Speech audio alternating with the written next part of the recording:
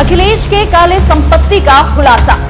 दूसरे देशों में खरीद रखे हैं द्वीप। योगी ने जो कहा उससे परेशान हो जाएंगे अखिलेश। चाचा शिवपाल की भी बखिया उधेड़ कर रख दी।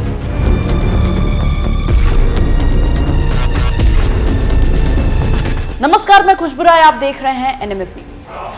आपको पता है कि सपा के प्रमुख अखिलेश यादव और उनके चाचा शिवपाल के पास एक द्वीप है। ये द्वीप इन्होंने यूपी के लूटे हुए पैसों से खरीदे हैं। ये हम नहीं कह रहे हैं, बल्कि ये कहना है, ये दावा है यूपी के सीएम योगी आदित्यनाथ का। दरअसल योगी आदित्यनाथ मैनपुरी पहुंचे थे, जहां करहल में उन्होंने जनसभा को संबोधित किया। मैनपुरी के लोगों को अरबों की सौगात दी। इसी दौरान सीएम योगी आदित्यनाथ ने अखिलेश यादव के साथ साथ शिवपाल को भी जमकर लपेटे में लिया। उन्होंने कहा, चाचा भतीजे ने दुनिया के अलग अलग देशों में द्वीप खरीद लिए होंगे। चाचा की नियति है कि हमेशा धक्का खाकर वहीं पड़े रहना, लेकिन उत्तर प्रदेश वासियों को धक्का खाने की अपनी आदत से उबारना पड़ेगा। इनको प्रदेश की चिंता नहीं थी, क्योंकि इनको स्वयं की चिंता थी। और इसीलिए जब उनको लगा कि अब उत्तर प्रदेश सुरक्षित नहीं रहा, तो इन लोगों ने तो अपने लिए दुनिया के अलग अलग देशों में द्वीप खरीद लिए होंगे। चाचा की तो नियति ही है हमेशा धक्का खा करके वहीं पड़े रहना। अपने पूरे भाषण के दौरान योगी आदित्यनाथ ने सपाइयों की खाल खींच कर रख दी। कभी डीएनए मामले पर तो कभी विकास कार्यों के पैसे में हेराफेरी करने पर योगी आदित्यनाथ फुल फॉर्म में नजर आए। उन्होंने क्या कुछ कहा है, आइए सुनाते हैं। बहनों और भाइयों, पहले सामाजिक ताने बाने को इन्होंने छिन्न भिन्न किया,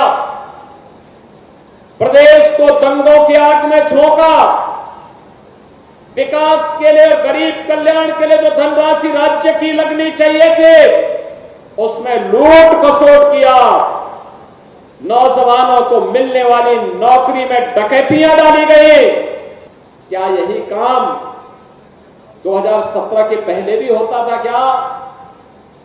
2017 के पहले हर नौकरी बिकती थी, उसकी नीलामी होती थी, वसूली में चाचा और भतीजा समान के भागीदार होते थे, और बाद में जब ज्यादा वसूली होती थी तो चाचा को धकेल दिया जाता था, भतीजा अकेले ही बैग लेके भाग जाता था।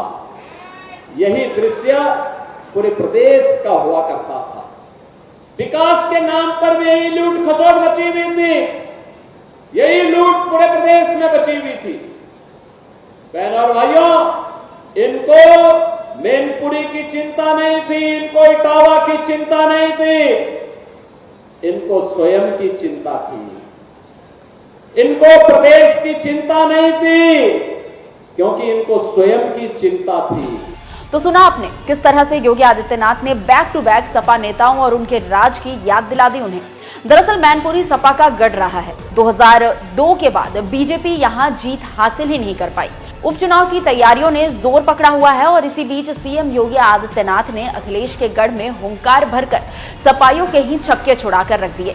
राजनीतिक दृष्टिकोण से मैनपुरी पर नजर डाले तो ये विधानसभा क्षेत्र सपाइयों के लिए सबसे मजबूत मानी जाती है। वर्ष 2002 में अखिलेश यादव यहाँ के चुनावी मैदान में उतरे थे और अपना पहला विधानसभा चुनाव जीता था। 66,000 वोटों के अंतर से एक बड़ी जीत उन्होंने हासिल की थी। उपचुनाव को देखते हुए यहाँ पर एक बार फिर योगी आदित्यनाथ ने कमान संभाली है। सपा के गढ़ में सेंध लगाने को लेकर योगी आदित्यनाथ ने कमर कस ली है। खैर, जिस तरीके से योगी आदित्यनाथ ने सपाइयों पर आरोप लगाया है, उस पर आपका क्या कहना है, कमेंट कर जरूर बताएं। जाते जाते आपको छोड़े जाते हैं योगी आदित्यनाथ के पूरे बयान के साथ। बहनों और भाइयों, पहले सामाजिक ताने बाने को इन्होंने छिन्न भिन्न किया, प्रदेश को दंगों की आग में झोंका, विकास के लिए, गरीब कल्याण के लिए जो धनराशि राज्य की लगनी चाहिए थी उसमें लूट खसोट किया, नौजवानों को मिलने वाली नौकरी में डकैतियां डाली गई। आज आप देख रहे होंगे कि कल हम लोग 1000 नौजवानों को सरकारी नियुक्ति पत्र देने जा रहे हैं। अभी हाल ही में आपने देखा होगा 60,200 से अधिक नौजवानों को उत्तर प्रदेश पुलिस बल में नियुक्ति के लिए हम लोगों ने परीक्षा सफलतापूर्वक संपन्न की। मैं कहता हूं ये देश ही नहीं दुनिया की किसी भी सिविल पुलिस की सबसे बड़ी भर्ती थी, सबसे बड़ी भर्ती। और कहीं कोई शिकायत नहीं, कोई भेदभाव नहीं, कोई भ्रष्टाचार नहीं। क्या यही काम 2017 के पहले भी होता था क्या? 2017 के पहले हर नौकरी बिकती थी, उसकी नीलामी होती थी। वसूली में चाचा और भतीजा समान के भागीदार होते थे। और बाद में जब ज्यादा वसूली होती थी तो चाचा को धकेल दिया जाता था, भतीजा अकेले ही बैग लेके भाग जाता था।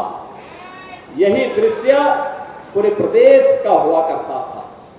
विकास के नाम पर भी यही लूट खसोट मची हुई थी, यही लूट पूरे प्रदेश में बची हुई थी।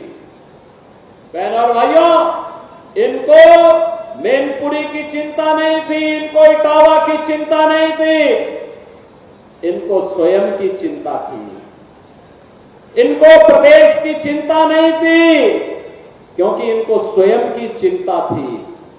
और इसीलिए जब उनको लगा कि अब उत्तर प्रदेश सुरक्षित नहीं रहा, तो इन लोगों ने तो अपने लिए दुनिया के अलग अलग देशों में द्वीप खरीद लिए होंगे। लेकिन बहनों और भाइयों, हमें और आपको तो इसी प्रदेश में रहना है, हमें और आपको इसी प्रदेश में रहना है।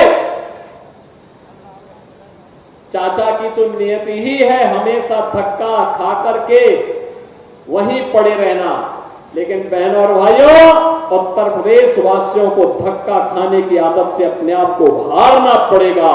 सम्मान के साथ राष्ट्रवादी मिशन का सिपाही बनकर के आगे बढ़ने की हमें आदत डालनी पड़ेगी। और इसी के लिए ये 450 करोड़ रुपए की विकास की परियोजनाओं की सौगात लेकर के आज मैं आपके पास इस मंच के साथ आया हूं।